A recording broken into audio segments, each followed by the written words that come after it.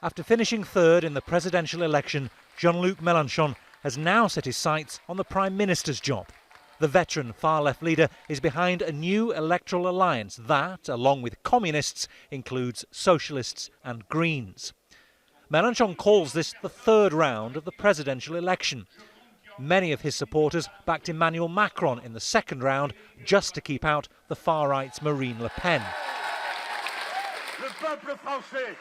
The French people have understood the call that was being made to them, saying it's the third round. It's not an abuse of language. In the previous presidential election, we didn't decide anything.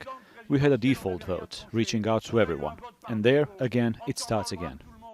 The alliance pledges to fix the price of petrol and gas, to introduce price controls on basic goods, to lower the retirement age from 62 to 60, and to move from nuclear to renewable energy.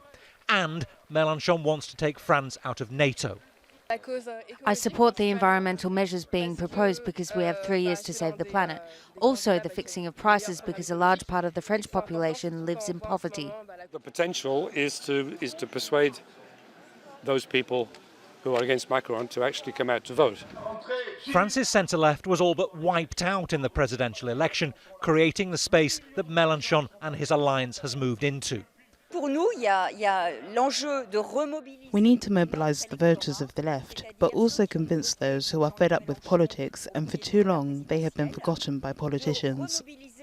Turning out the vote is the challenge. In France, momentum usually stays with whoever wins the presidency. Supporters of losing candidates are more likely to stay at home. If forced to share power with Melenchon, Macron's plans to liberalise the French economy and reform pensions would be threatened.